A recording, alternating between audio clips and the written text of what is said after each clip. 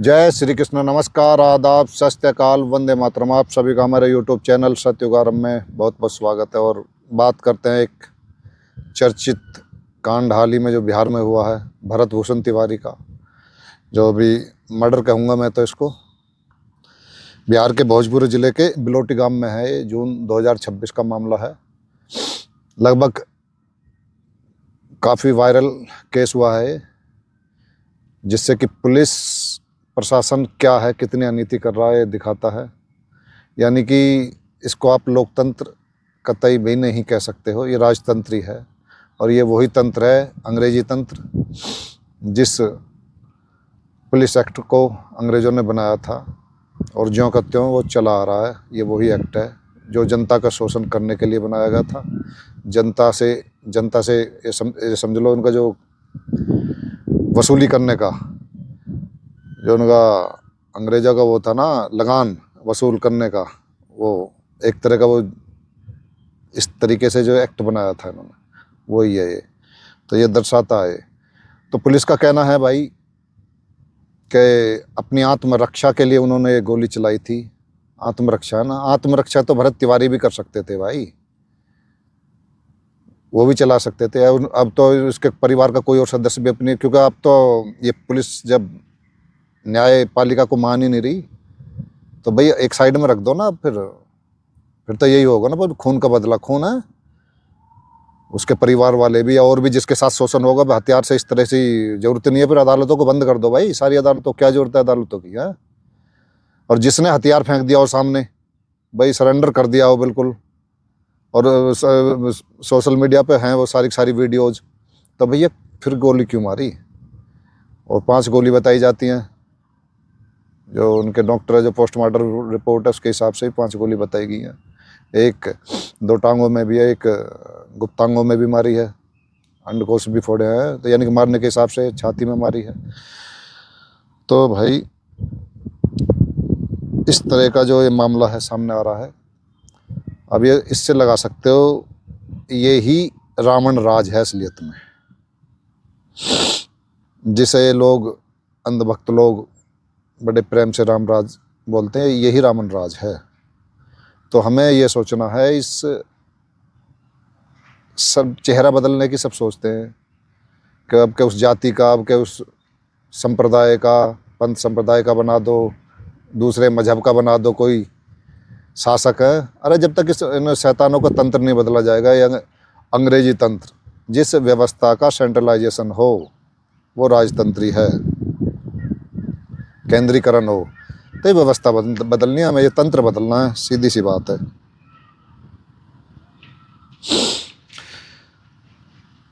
परिजनों का दावा सोशल मीडिया पर वायरल हुए फेसबुक लाइव वीडियो में खुले मैदान में दिख रहा है। परिजनों ने आरोप लगाया कि अपनी पिस्टल पुलिस की तरफ फेंककर आत्मसमर्पण कर दिया था जब गोली मारी थी। अब इसमें लोग बाग कह रहे हैं भाई क्रांति होगी, बहुत बड़ी क्रांति कर दी, ये कर दी, वो कर दी। भैया ये देखो, क्रांति जो पहले क्रांति करी, अब तक देश अब तक आज़ाद नहीं है, उन्हीं का अंग्रेज़ों के ऑर्डर चल रहे हैं। ये जो न्यू डैश वर्ल्ड ऑर्डर और फलाने ऑर्डर, आज भी ऑर्डर वही दे रहे हैं। तो यार क्रांति, देश आज़ाद हुआ कहाँ है? क्योंकि सिस्टम नहीं बदला, तंत्र नहीं बदला। और जो तंत्र बदलने की कोशिश कर रहे थे, बदलना चाहते थे, जैसे नेताजी सुभाष चंद्र बोस हैं, और भी जो हमारे क्रांतिकारी मारे गए, वो सब या तो भागना पड़ेगा देश छोड़कर, या फिर मारे गए हैं। बाकी तो उन्हीं के बैठाए गए पपेट्स हैं, सत्ता पक्ष और विपक्ष रूप में वही राज कर रहे हैं आज भी उन्हीं के लोग। तो इसको बदलना है। अब मैं बताता हूँ, अभी ये तथाकथित फर्जी बीमारी आई थी, मरोना, मैं नाम बदल के ही बोल रहा हूँ। तो तमिलनाडु का केस है।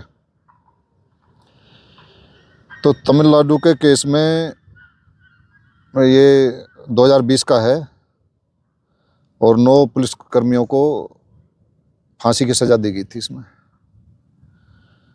अब इसमें फांसी की सज़ा दिवाने वाली जो है, मैं उसको, जो लेडीज हेड कांस्टेबल है एस रेवती, इन्होंने गवाही दी थी। मैं इनका बारंबार धन्यवाद करता हूँ, कोटि कोटि नमन करता हूँ, ऐसे जो सत्य का साथ दिया जिसने।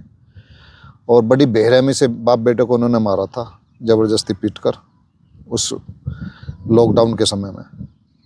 उस फर्जी बीमारी के समय में। मैं फिर बोल रहा हूँ, फर्जी बीमारी, फर्जी वायरस, फिर बोल रहा हूँ मैं। तो अब कोर्ट ने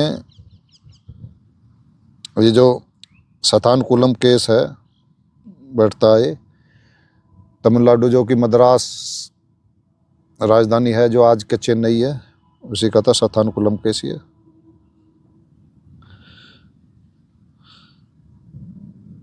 तो इसका सबसे, ये जून 2020 में तमिलनाडु लॉकडाउन के दौरान हुआ था। पिता और पुत्र को पुलिस हिरासत में इतनी बहरे में से पीटा गया, दोनों की मौत हो गई।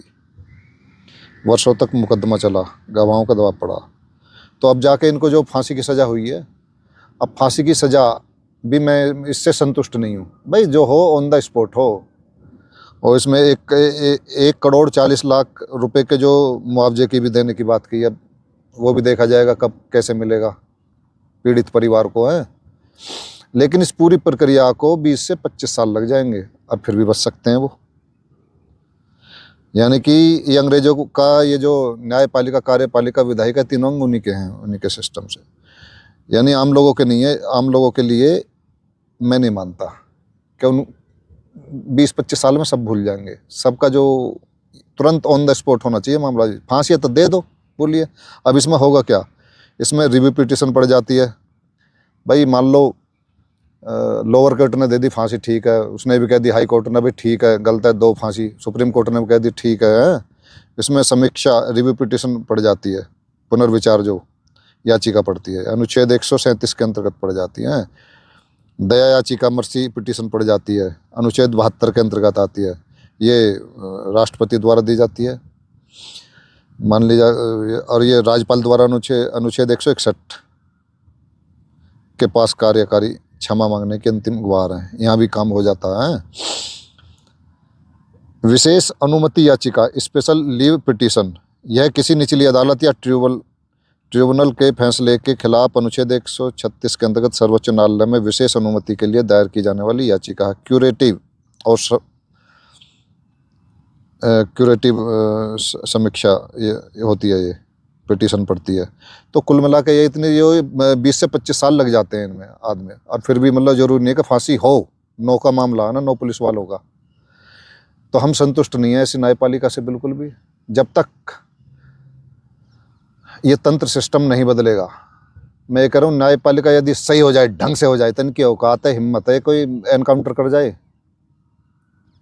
मतलब जो मर्डरर हैं, जो वाकई में ही जनता का शोषण करने वाले हैं और कर रहे हैं, जो बदमाश है, बड़े बड़े गैंगस्टर हैं, उनका जेलों में बैठे बैठे धंधा चल रहा है। वहाँ से उगाही करते हैं, वहाँ से वो डिमांड करते हैं इतने पहुँचा दो, और क्राइम सारा बराबर होता रहता है। तो सारा खेल जेलों से हो रहा। यानी कि सिस्टम भ्रष्ट है, ये भ्रष्ट तंत्र है जिसे लोकतंत्र कह रहे हैं। यही वो शैतानी तंत्र है, डीमन शब्द से आया डेमोक्रेसी। हमें ये बदलना है।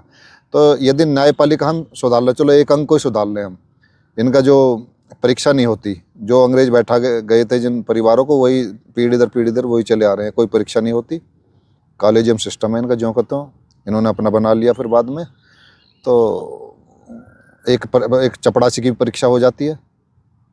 वो एक चपड़ासी को बड़ी बड़ी परीक्षाओं से जाके जब एक नौकरी मिलती है, ये इतने बड़े पद पर आसीन लोग, कोई परीक्षा नहीं। तो हम तो यही चाह रहे हैं, जितने भी किसान संगठन हैं, जितने भी सामाजिक संगठन हैं, जितने मजदूर संगठन हैं, जितने भी सोशल एक्टिविस्ट हैं,